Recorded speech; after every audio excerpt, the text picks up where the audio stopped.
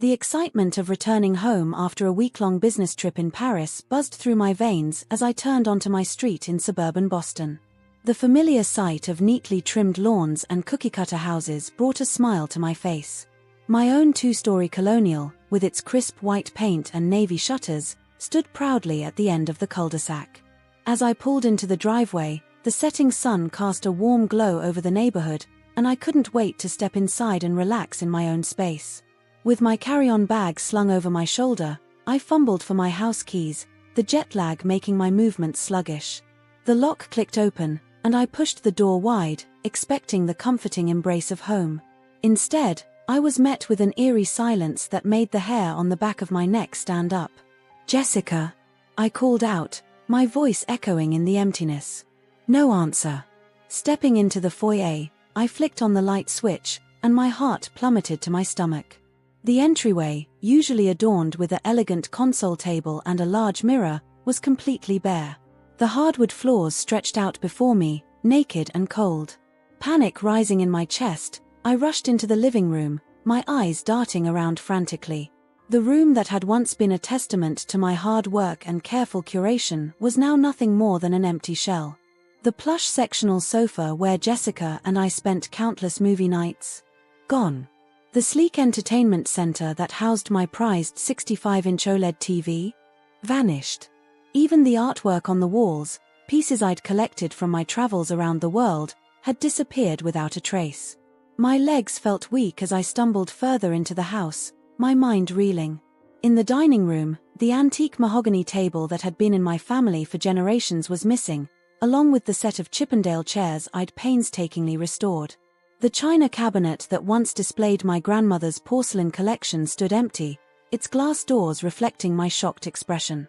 As I made my way into the kitchen, the sight that greeted me was no less distressing. The high-end appliances I'd invested in during our recent renovation, the professional-grade range, the double-door refrigerator, even the espresso machine I'd splurged on, had all vanished. The granite countertops were eerily bare, save for a lone coffee mug left behind like some cruel joke. With trembling hands, I pulled out my phone and dialed Jessica's number. It went straight to voicemail. I tried again, and again, each unanswered call ratcheting up my anxiety. What the hell was going on? Had we been robbed? But how could burglars have taken everything so thoroughly without anyone noticing? I ran upstairs, taking the steps two at a time, praying that our bedroom would be untouched. But as I burst through the door, I was met with the same devastating emptiness. Our king-size bed, the dresser, even the curtains, all gone. The walk-in closet was stripped bare, Jessica's extensive wardrobe and my suits alike had vanished into thin air. Collapsing onto the floor, I put my head in my hands, trying to make sense of the situation. That's when I heard it, the sound of a car pulling into the driveway. My heart raced as I scrambled to my feet and rushed downstairs, hoping for answers. The front door swung open, and in walked my mother-in-law, Linda, followed closely by Jessica. The sight of them, casually strolling into the house as if nothing was amiss, made my blood run cold. They were dressed to the nines, both sporting designer outfits that I'd never seen before. Linda's silver hair was freshly coiffed, and Jessica's nails gleamed with a new manicure. "Oh, you're back early," Linda chirped, her voice dripping with fake surprise. Her eyes, usually warm and inviting, now held a glint of something I couldn't quite place. Smugness, perhaps? Jessica tilted her head, a look of confusion crossing her face that didn't quite reach her eyes.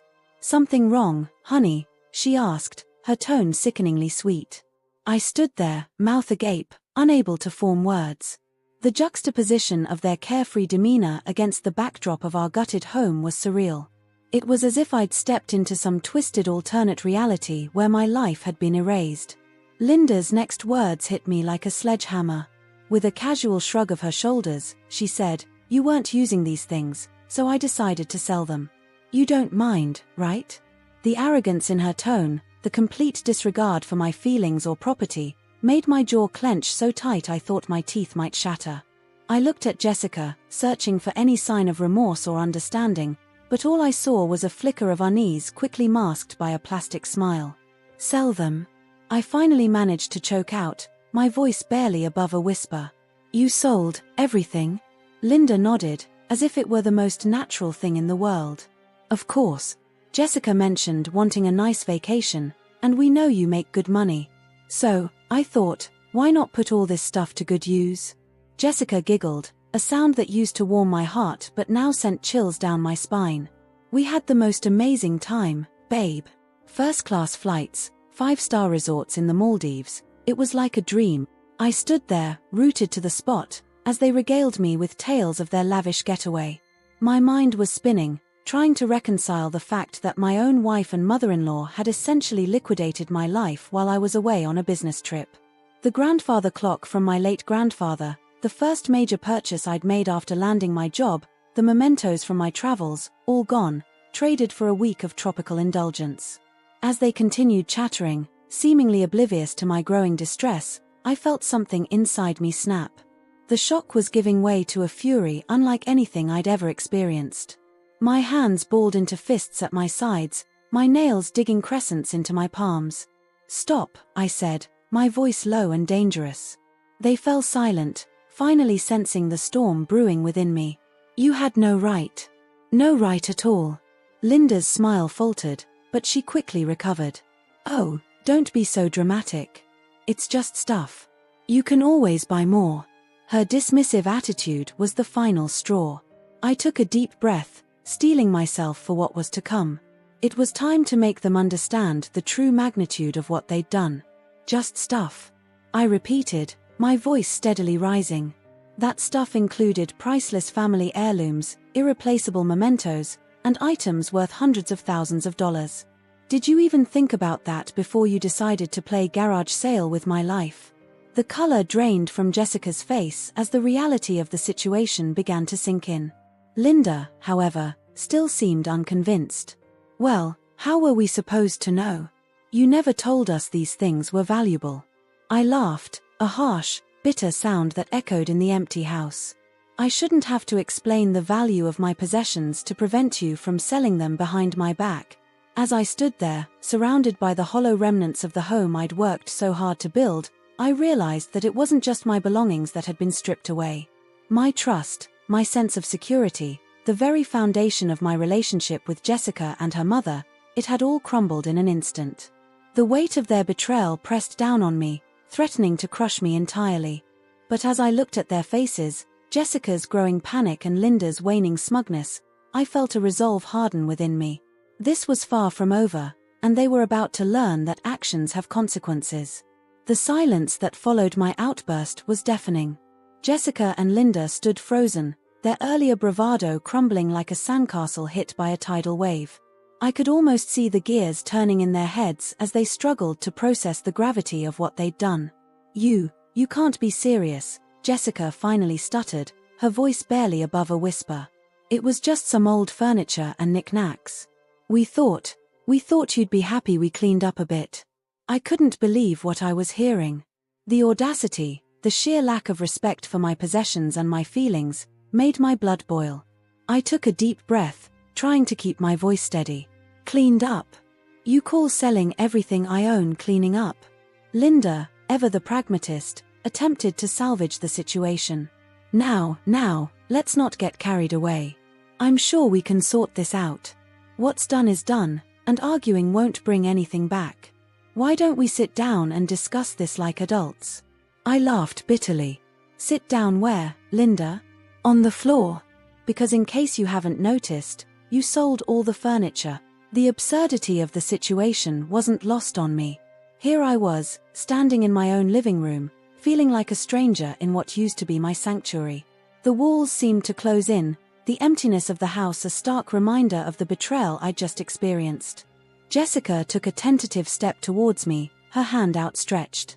"Honey, please. We didn't mean any harm. We thought you'd appreciate the gesture. You work so hard, and you're always talking about wanting to travel more. We just wanted to surprise you with a nice vacation." I recoiled from her touch, the anger inside me threatening to boil over. "Surprise me? By selling my belongings without my knowledge or consent? That's not a surprise, Jessica. That's theft." Linda's face hardened at my words. "Now hold on just a minute. Theft is a strong word. We're family. Family looks out for each other. We were just trying to do something nice for you.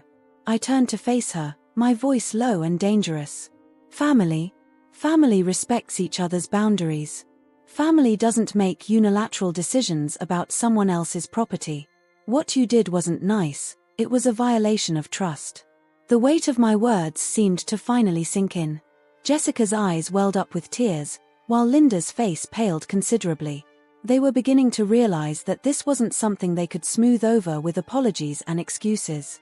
But we can fix this, right? Jessica pleaded, her voice trembling. We can buy everything back. We'll use the money from the vacation fund. We'll make it right. I shook my head, a mirthless chuckle escaping my lips. You don't get it, do you?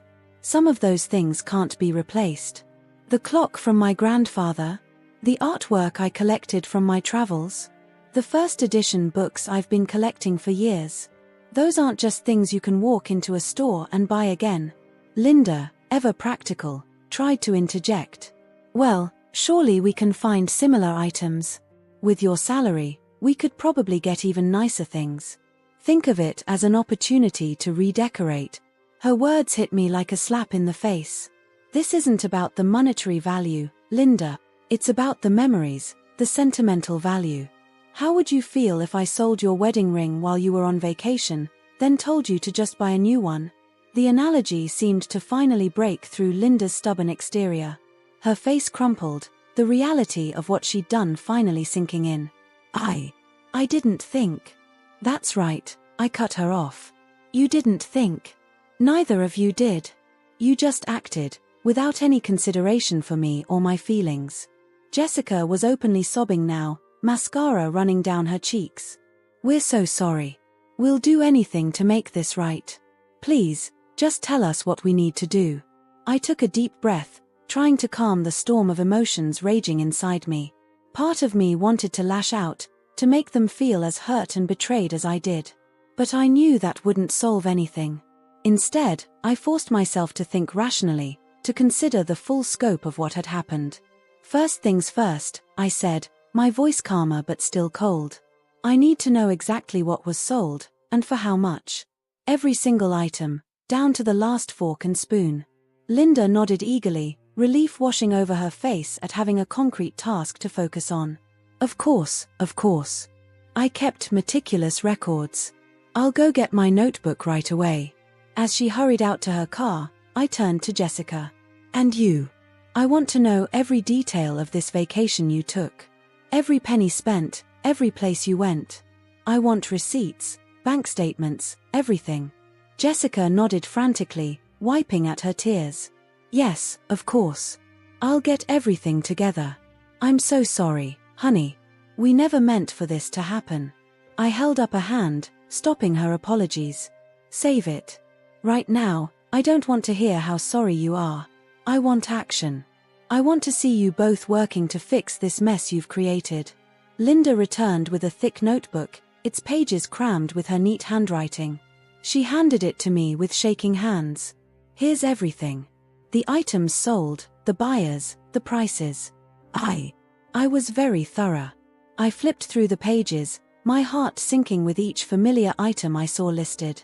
My collection of vintage vinyl records, the leather armchair I'd spent months saving up for, even the set of crystal whiskey glasses Jessica had given me for our anniversary last year. All gone, reduced to nothing more than dollar amounts in a ledger.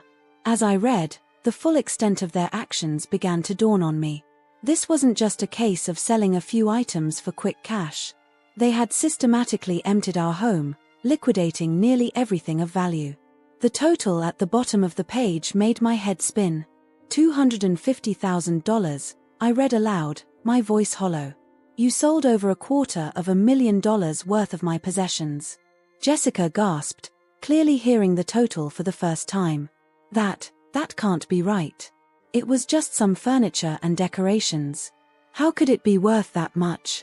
I looked at her, really looked at her, and for the first time, I saw a stranger. This woman, who I'd shared my life with for the past 5 years, suddenly seemed like someone I didn't know at all. Because, Jessica, contrary to what you might think, I don't just randomly accumulate stuff. Everything in this house meant something to me. Everything had value, whether monetary or sentimental. Linda, sensing the tension, tried to intervene. Now, let's not get too worked up. This is a setback, sure, but it's not the end of the world. We can work together to replace what was lost. Maybe even upgrade some things. Her attempts at positivity grated on my last nerve. This isn't about replacing things, Linda. This is about trust. This is about respect. Two things that, right now, I'm not sure either of you understands. The weight of their actions hung heavy in the air, an almost tangible presence in the empty room. Jessica sank to the floor, her sobs renewed. Linda stood awkwardly, her usual confidence shattered. And me. I felt like I was standing on the edge of a precipice, my entire world crumbling beneath my feet. As the reality of the situation settled over us, I knew that things would never be the same. The home I'd left just a week ago, filled with memories and the comforts of a life well lived, was gone. In its place stood an empty shell, a physical manifestation of the betrayal I'd experienced. The road ahead would be long and difficult. There would be countless phone calls to make, trying to track down buyers and recover what could be recovered. There would be explanations to give to friends and family about why our home was suddenly bare.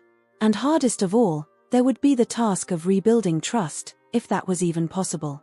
As I stood there, surrounded by the echoes of what once was, I realized that the true weight of their actions wasn't in the items lost. It was in the broken bonds of trust, the shattered illusion of family unity, and the long, arduous path to recovery that lay ahead. The journey to rebuild not just our home, but our relationship, would be the true test of our resilience and love. And as the sun set outside, casting long shadows across the empty rooms, I couldn't help but wonder if some things, once broken, could ever truly be repaired. As the initial shock began to wear off, a heavy silence settled over the room. Jessica had stopped sobbing, her tears giving way to a blank, almost catatonic stare. Linda paced nervously, her designer heels clicking against the bare hardwood floors, a rhythmic reminder of the emptiness surrounding us. I took a deep breath, steeling myself for what needed to be done next.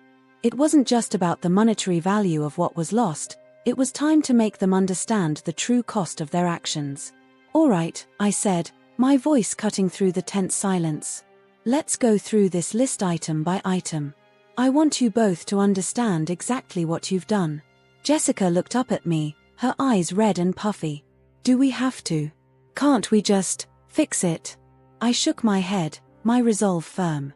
"No, Jessica. This isn't something you can just wave away. You need to face the consequences of your actions." Linda stopped pacing, a flicker of defiance crossing her face. "Now, don't you think you're being a bit dramatic? It's just stuff, after all. We can replace it." Her words ignited a fresh wave of anger within me. "Just stuff. Let's see about that, shall we?" I flipped open Linda's notebook, my finger tracing down the list of items. "Let's start with the old clock you so casually got rid of." Linda shrugged. "That ancient thing? It didn't even keep time properly." I took a deep breath, forcing myself to stay calm. That ancient thing was an 18th century Tampian bracket clock. It was a family heirloom, passed down through 5 generations. My grandfather gave it to me on his deathbed, making me promise to keep it in the family. The color drained from Linda's face as the implications of what she'd done began to sink in. Jessica gasped softly, her hand covering her mouth. "And it wasn't just a sentimental piece," I continued. "That clock was worth over $250,000. It was meant to be our nest egg, something to fall back on if we ever faced financial hardship." Jessica's eyes widened in disbelief. $250,000? For a clock? I nodded grimly. "Yes, Jessica. For a clock. A clock that had been in my family for over 2 centuries. A clock that you both sold for, how much was it, Linda?" Linda's hands shook as she flipped through her notebook. $5,000, she whispered, her voice barely audible. The room fell silent as the weight of that revelation settled over us. $5,000 for a priceless family heirloom worth 50 times that amount. It was almost comical, if it wasn't so heartbreaking. "But that's just the beginning," I said, turning the page in the notebook. Let's talk about the artwork you so casually referred to as clutter. Jessica shifted uncomfortably. The paintings? But they were just decorations, weren't they? I shook my head, a bitter laugh escaping my lips. Decorations? Jessica, those weren't posters from a college dorm room. That collection included original pieces by emerging artists from around the world. Artists whose work is now worth tens, if not hundreds of thousands of dollars. Linda's face paled even further. But how were we supposed to know? You could have asked, I said, my voice cold. You could have shown an ounce of respect for my possessions and bothered to ask about their significance before selling them off like cheap trinkets. I flipped to another page in the notebook. And what about the old books you got rid of? Did you even bother to look at them before tossing them aside? Jessica shook her head mutely, tears welling up in her eyes once again. Those old books included first editions signed by the authors. Some of them were extremely rare, collected over years of searching and saving. The complete set of Hemingway first editions alone was worth over $100,000. Linda collapsed onto the floor, her legs seemingly unable to support her anymore. I had no idea, she whispered. No, you didn't, I agreed. Because you didn't bother to ask. You didn't stop to think that maybe, just maybe, the things in my home might have value beyond what you could see on the surface. I continued down the list, each item a fresh wound. The vintage guitar signed by Eric Clapton, a gift from a dear friend who had passed away. The collection of rare whiskies, some bottles older than any of us in the room. The handcrafted dining table that I had spent months building with my father during his final summer. With each revelation, Jessica and Linda seemed to shrink further into themselves, the magnitude of their actions finally hitting home. But I wasn't done yet. There was one more bombshell to drop. And now, I said, my voice eerily calm, we come to the most serious issue of all. Jessica looked up, her face a mask of dread. There's more. I nodded solemnly. Do you remember the paintings in my study? The ones I told you were on loan from some business associates? Linda frowned. The modern art pieces? Yes, I remember. We got a good price for those. I closed my eyes, taking a deep breath to steady myself. Those paintings weren't just on loan from business associates. They were entrusted to me by clients of the firm. Wealthy clients who wanted their valuable artwork stored securely while they were between homes. The implications of what I was saying slowly dawned on their faces. Jessica's hand flew to her mouth, a strangled gasp escaping her lips. Linda's already pale face turned ashen. You mean? Linda started, unable to finish the sentence. I nodded grimly. Yes. You didn't just sell my possessions. You sold artwork that belonged to some very powerful, very wealthy individuals. Artwork that was worth millions. The silence that followed was deafening. Jessica slumped against the wall, sliding down to sit on the floor, her eyes vacant with shock. Linda stood frozen, her mouth opening and closing wordlessly. Do you understand now? I asked, my voice barely above a whisper. Do you see the true value of what you've lost? It's not just about the money, though that alone is staggering. It's about the memories, the history, the trust that was placed in me. And now, it's about the legal nightmare we're about to face. Jessica's head snapped up at that. Legal nightmare? What do you mean? I sighed heavily, the weight of our situation pressing down on me. Those clients will want their artwork back.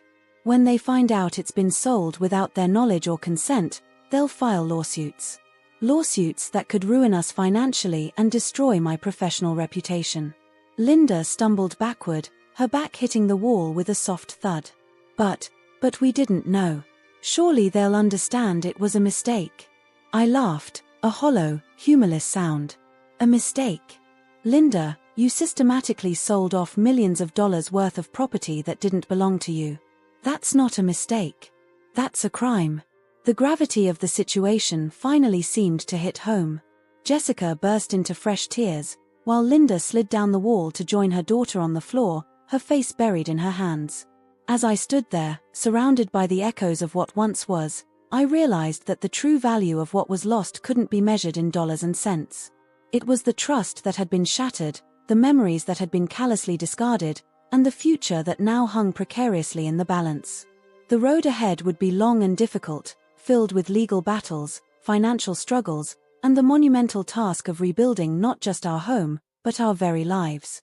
And as I looked at the two women huddled on the floor, I couldn't help but wonder if some things, once broken, could ever truly be repaired.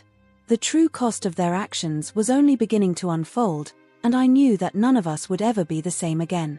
The weight of silence hung heavy in the air, broken only by Jessica's muffled sobs and Linda's shaky breathing.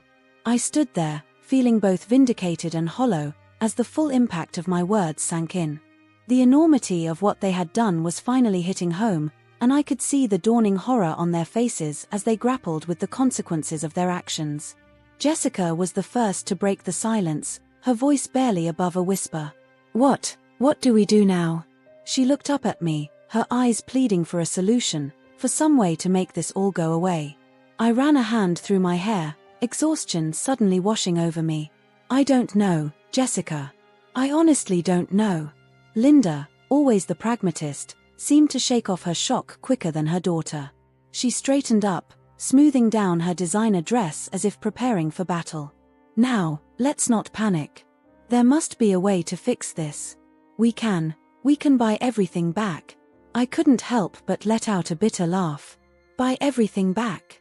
With what money, Linda? You spent it all on your little vacation, remember?"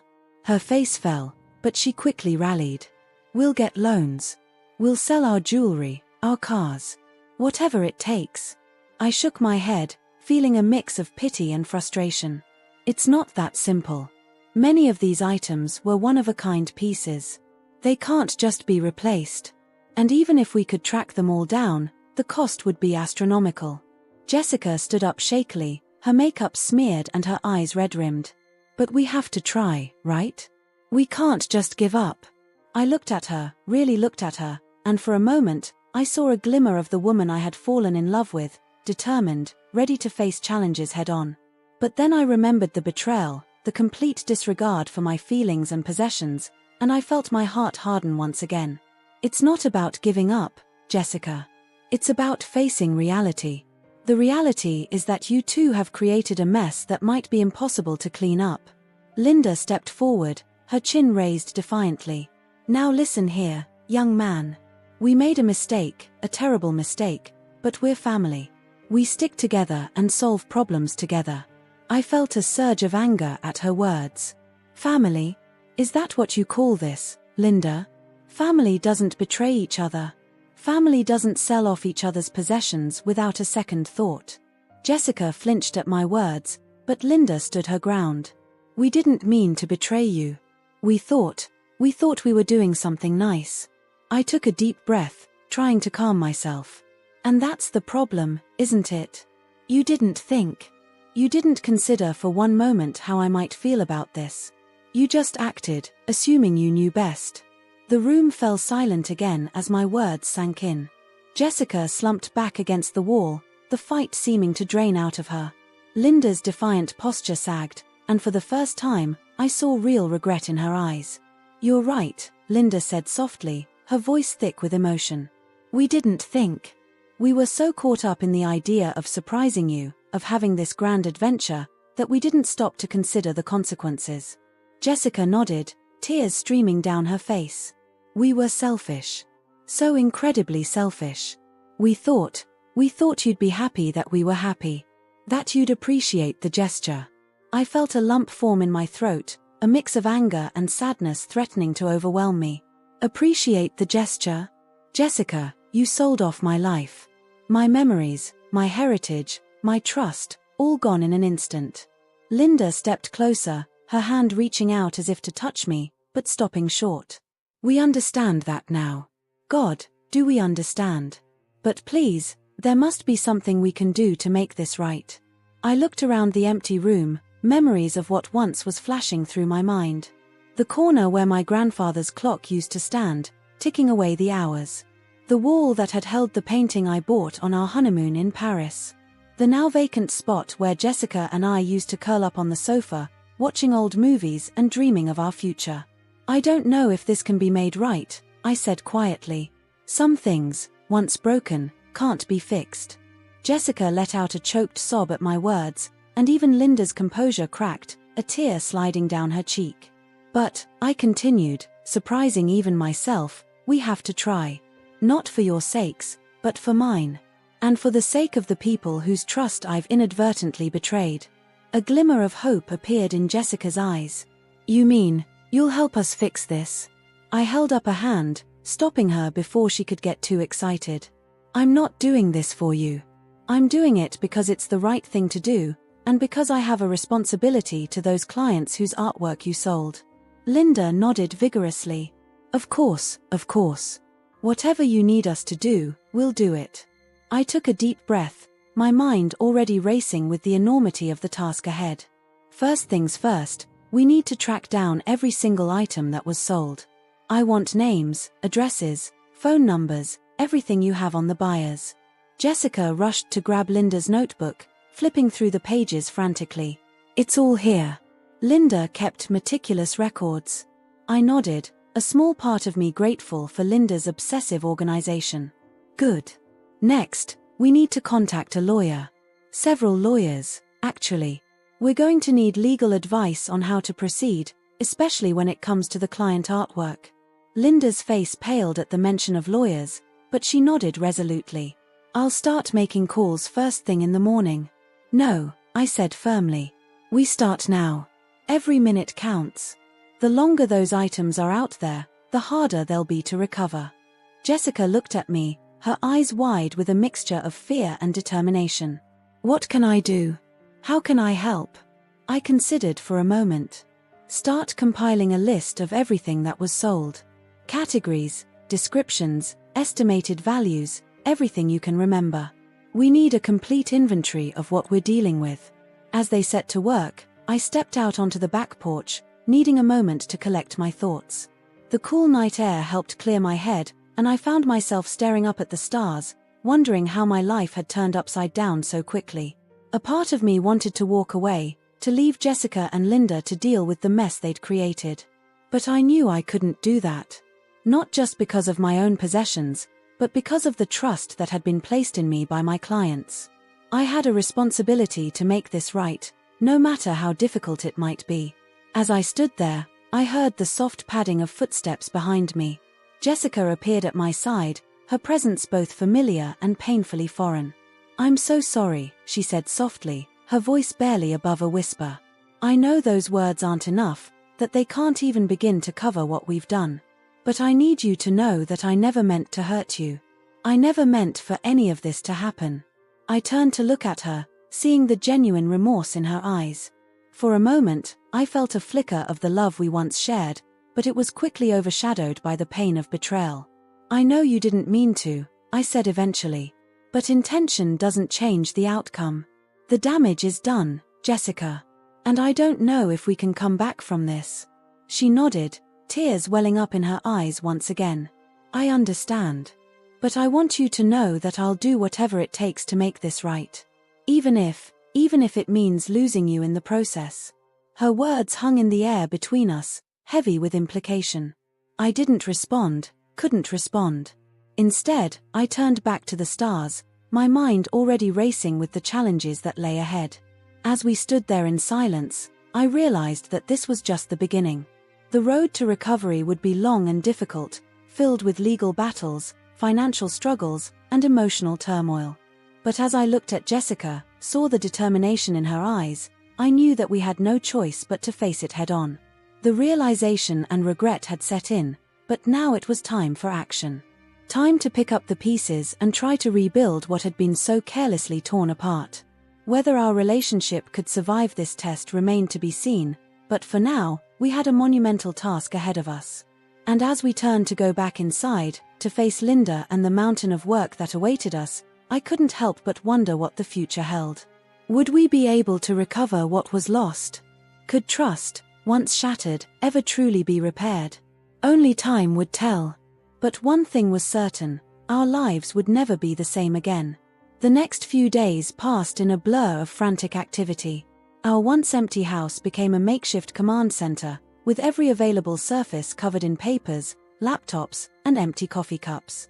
Jessica, Linda, and I worked around the clock, fueled by a desperate need to undo the damage that had been done. I had taken an emergency leave of absence from work, explaining to my boss in vague terms that I was dealing with a family crisis.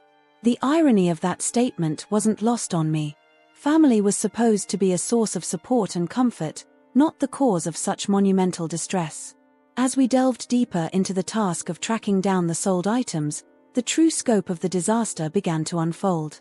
Many of the buyers were collectors or resellers who had already moved the items on to other parties. Some had left the country, taking their purchases with them. And a few, sensing the desperation in our voices, began to demand exorbitant sums to return what they had bought. It was during one of these frustrating phone calls that I felt my patience finally snap. The man on the other end of the line, a collector who had purchased my great-grandfather's pocket watch, was smugly informing me that he'd be willing to part with it for 10 times what he'd paid. "You don't understand," I growled into the phone, my knuckles white as I gripped the receiver. "That watch is a family heirloom. It's not just about the money." The collector's voice dripped with condescension. "Oh, I understand perfectly. It's about sentiment, history, all that rot. But sentiment doesn't pay the bills, my friend. 10 times what I paid, or the watch stays with me." I slammed the phone down, a string of curses escaping my lips. Jessica, who had been hovering nearby, placed a tentative hand on my shoulder. "No luck?" she asked softly. I shook my head, feeling the weight of defeat pressing down on me. "He wants a fortune for it. More than we can afford." Linda, who had been scrolling through online auction sites, looked up from her laptop. "Maybe we could start a crowdfunding campaign? Explain the situation, ask for help." I laughed bitterly. "And say what? Please donate to help us fix the mess we made by selling off someone else's possessions?" "I don't think that would go over well." Jessica flinched at my words, but didn't argue. We all knew the truth of the situation. This was our mess to clean up, no matter the cost. As the days wore on, the price of our actions became increasingly clear. It wasn't just about the money, though that alone was staggering. It was the emotional toll, the strain on our relationships, the constant stress of knowing that with each passing day, our chances of recovering everything diminished. One afternoon, as I was poring over legal documents, trying to understand the intricacies of art repatriation laws, I heard a commotion from the kitchen. I rushed in to find Linda on the phone, her face ashen. "Yes, I understand," she was saying, her voice trembling. "We'll figure something out. Thank you for letting us know." As she hung up, she turned to me with tears in her eyes. "That was the bank. They're foreclosing on my house." Jessica gasped, rushing to her mother's side. "What? How?" Linda sank into a chair, looking older and more vulnerable than I'd ever seen her. "I took out a second mortgage to pay for the vacation. With all the money we're spending trying to get everything back, I can't make the payments." The revelation hit me like a punch to the gut. Despite everything, I had never wanted things to go this far. "Linda, why didn't you tell us?" She shook her head, a bitter smile on her face. "I thought I could handle it. I thought we'd be able to fix everything quickly." Jessica looked at me, her eyes pleading. "We have to help her. We can't let her lose her home." I felt torn. On one hand, Linda's actions had caused this whole mess. On the other, she was family, and she was clearly trying her best to make amends. "We'll figure something out," I said finally. "But Linda, no more secrets. We need to know exactly what we're dealing with." As we delved into Linda's finances, another harsh reality came to light. She had maxed out multiple credit cards, taken out personal loans, and even dipped into her retirement savings to fund their lavish vacation and subsequent attempts to recover the sold items. The price of their impulsive actions was mounting, and it wasn't just financial. The stress was taking its toll on all of us. Jessica had developed dark circles under her eyes from sleepless nights. Linda's usually immaculate appearance had become disheveled, her designer clothes replaced by worn sweats. And me. I felt like I was aging years with each passing day. One evening, as we sat around the kitchen table, surrounded by piles of paperwork and half-eaten takeout containers, Jessica broke down. "I can't do this anymore," she sobbed, her head in her hands. "It's too much. We're never going to fix this." I wanted to comfort her, to tell her that everything would be all right. But the truth was, I wasn't sure it would be. The road ahead seemed impossibly long and difficult. Linda reached out, taking Jessica's hand in hers. "We have to keep trying, sweetheart. We got ourselves into this mess, and we'll get ourselves out." I looked at them, these two women who had turned my life upside down, and felt a complex mix of emotions. Anger, frustration, but also a grudging respect for their determination to make things right. "We need to be smart about this," I said, my mind racing. "We can't keep throwing money at the problem and hoping it'll go away. We need a strategy." Jessica looked up, wiping her tears. "What do you mean?" I took a deep breath, organizing my thoughts. "First, we need to prioritize. The client artwork has to come first. If we can't recover those pieces, the legal ramifications could be catastrophic." Linda nodded, her business acumen kicking in. "Agreed. And perhaps we could negotiate with some of the buyers. Offer them something in exchange for returning the items at a reasonable price." "Like what?" Jessica asked. "Connections, maybe," I mused. "Some of these collectors might value introductions to other collectors or access to exclusive auctions more than money." As we brainstormed, I felt a tiny flicker of hope. It wasn't much, but it was something to hold on to. The next few weeks were a whirlwind of negotiations, legal consultations, and sleepless nights. We managed to recover a few key pieces, including 2 of the client artworks, but the cost was steep. Linda had to sell her car and liquidate what was left of her investments. Jessica and I dipped into our savings, watching our dreams of buying a vacation home or starting a family slipping away with each transaction. But the hardest blow came when we finally heard back from my firm about the missing client artwork. The partners had called an emergency meeting, and as I sat in the conference room, facing their stern expressions, I knew my career was on the line. "We've managed to recover most of the pieces," I explained, my voice hoarse from days of endless phone calls. "We're still working on the rest." The senior partner, a man I had always admired, looked at me with a mix of disappointment and frustration. "This is unprecedented, you understand. The breach of trust, the potential legal issues. It's a nightmare." I nodded, feeling the weight of their judgment. "I understand. And I take full responsibility." There was a long, tense silence. Finally, the senior partner spoke again. "We value your work, and we know this wasn't directly your fault. But actions have consequences. We're going to have to suspend you, without pay, pending a full investigation." The words hit me like a physical blow. My job, the career I had worked so hard to build, was hanging by a thread. As I left the office, my personal belongings in a box, I felt a sense of unreality. How had things spiraled so far out of control? When I got home and shared the news, Jessica burst into fresh tears, the guilt overwhelming her. Linda sat in stunned silence, the full weight of her actions finally sinking in. As we sat there, surrounded by the remnants of our former life, I realized that the price we were paying for their impulsive actions was far higher than any of us could have imagined. It wasn't just about the lost possessions or the financial strain. It was about trust, careers, futures, all hanging in the balance. The road ahead was uncertain, filled with legal battles, financial struggles, and the monumental task of rebuilding not just our home, but our very lives. The price was steep, and we were only just beginning to pay it. The weeks that followed my suspension from work were some of the hardest of my life. Each day brought new challenges, new disappointments, and a growing sense that no matter how hard we tried, we might never fully recover from this disaster. Jessica and Linda continued their frantic efforts to track down and recover the sold items, but progress was painfully slow. For every small victory, a recovered book here, a returned piece of artwork there, we faced countless setbacks.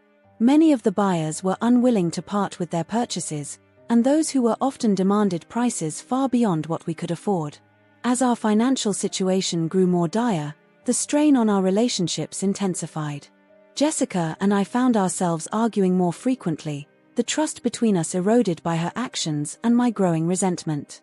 Linda, racked with guilt, became a shadow of her former self, her usual confidence replaced by a constant stream of apologies and self-recrimination. One particularly tense evening, as we sat around the kitchen table reviewing our dwindling finances, Jessica broke down in tears. "I can't do this anymore," she sobbed, her head in her hands. "I feel like we're drowning, and no matter how hard we try, we can't get our heads above water." I wanted to comfort her, to tell her that everything would be okay, but the words stuck in my throat. The truth was, I wasn't sure if things would ever be okay again. Linda reached out, placing a hand on Jessica's shoulder. "We have to keep trying, sweetheart. We can't give up now." I looked at them both, feeling a mix of emotions I couldn't quite name. Anger, frustration, pity, and a bone-deep weariness that seemed to seep into every part of me. "Maybe," I said slowly, the weight of my words heavy in the air, "it's time we considered other options." Jessica looked up, her eyes red-rimmed and confused. "What do you mean?" I took a deep breath, steeling myself for what I was about to say. "I've been thinking, maybe it's time we accept that we can't fix this. At least, not entirely." Linda's face paled. "But we can't just give up. There's still so much to recover, so many people we need to make things right with." I nodded, acknowledging her point. "I know. And we'll keep trying. But we need to be realistic about what we can actually accomplish. We're running out of money, out of time, and frankly, out of hope." Jessica reached out, taking my hand in hers. "What are you saying?" I squeezed her hand gently, feeling a pang of sadness for what might have been. "I'm saying that maybe it's time we start thinking about how to move forward, even if we can't make everything right." The silence that followed was deafening. We all knew the implications of what I was suggesting. It meant accepting that some things were lost forever, that some relationships, both personal and professional, might never be repaired. Over the next few days, we had a series of difficult conversations. We talked about our options, about what we could realistically achieve, and about what we were willing to sacrifice to make things as right as we could. In the end, we came to a difficult decision. We would continue our efforts to recover the client artwork, that was non-negotiable. But for the rest, we would do what we could with the resources we had left, and then, we would have to let go. The process was painful. We reached out to as many buyers as we could, explaining the situation and appealing to their compassion. Some were understanding, willing to return items for what they had paid or even less. Others were less sympathetic, seeing an opportunity to profit from our desperation. We sold what we could of our remaining possessions, using the money to buy back what we could of the sold items. Linda put her house on the market, accepting that she would have to downsize significantly. Jessica and I had long, tearful conversations about our future, both as individuals and as a couple. Through it all, I felt a growing sense of detachment. It was as if I was watching my life unravel from a distance, powerless to stop it but no longer feeling the acute pain I had in the beginning. Finally, after months of struggle, we reached a point where we had done all we could. We had recovered most of the client artwork, though at great cost. We had managed to buy back some of the most sentimental items, my grandfather's watch, a few family heirlooms. But so much was still gone, lost forever in the whirlwind of Jessica and Linda's impulsive actions. On a crisp autumn morning, I stood in what was left of our living room, surrounded by boxes of the few possessions we had managed to keep or recover. Jessica and Linda were in the kitchen, talking in low voices, probably discussing what to do next. As I looked around the room, memories flooded back. The spot where the grandfather clock had stood, ticking away the hours of our life together. The wall that had held the painting from our honeymoon. The corner where we had cuddled on lazy Sunday mornings, dreaming of our future. In that moment, I knew what I had to do. I walked into the kitchen, my heart heavy but my mind clear. Jessica and Linda looked up as I entered, their faces etched with worry and exhaustion. "I've made a decision," I said, my voice steady despite the turmoil inside me. Jessica stood up, reaching for me. "What is it?" I took a step back, needing the distance. "I'm leaving." The words hung in the air, heavy with finality. Jessica's face crumpled, tears welling in her eyes. Linda gasped, her hand flying to her mouth. "Leaving?" Jessica choked out. "What do you mean?" I took a deep breath, steeling myself. I mean, I'm walking away. From this house, from this situation, from us. Jessica shook her head frantically. No, you can't. We've worked so hard. We're so close to fixing things. Are we? I asked, my voice tinged with sadness. Look around, Jessica. Our life as we knew it is gone. And it's not just about the things we've lost. It's about trust, about respect, about the fundamental basis of our relationship. Linda stepped forward, her face pale. But we've all made mistakes. We can work through this. I turned to her, feeling a flash of the old anger. This wasn't a mistake, Linda. This was a deliberate choice. You both chose to disregard my feelings, my possessions, my very life. And now we're all paying the price. Jessica reached for me again, her voice pleading. Please, don't do this. I love you. We can start over, rebuild together. For a moment, I wavered. The love I had felt for Jessica, the life we had built together, it all came rushing back. But then I remembered the betrayal, the weeks of stress and heartache, the uncertain future that lay ahead. I'm sorry, I said, my voice soft but firm. But I can't. I need to find my own way forward, and I can't do that here, with you. The next hour passed in a blur. I packed a bag with some clothes and essential documents, ignoring Jessica's tears and Linda's attempts at persuasion. As I walked to the front door, I paused, looking back at the two women who had turned my life upside down. I don't hate you, I said, surprising even myself with the truth of the words. But I can't be with you anymore. Not after this. Jessica collapsed onto the floor, her body racked with sobs. Linda stood frozen, her face a mask of shock and grief. As I stepped out into the crisp autumn air, I felt a weight lift from my shoulders. The road ahead was uncertain, filled with legal battles and financial struggles. I knew I would have to face the consequences of Jessica and Linda's actions for years to come. But as I walked away from the house that had once been my home, I felt something I hadn't experienced in months. Hope. Hope for a fresh start, for a life unburdened by betrayal and resentment. The last thing I heard as I reached the end of the driveway was Jessica's anguished cry and Linda's quiet weeping. But I didn't look back. I couldn't. It was time to face forward, to embrace whatever the future might hold. As I turned the corner, leaving my old life behind, I took a deep breath of the cool air.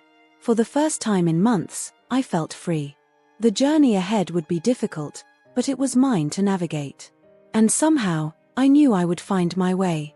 The sun was setting as I walked down the street, casting long shadows that seemed to stretch towards a new horizon. With each step, I left behind the pain, the betrayal, and the shattered remnants of what once was. Ahead lay uncertainty, but also possibility. I was walking away, but I was also walking towards something new. And for now, that was enough.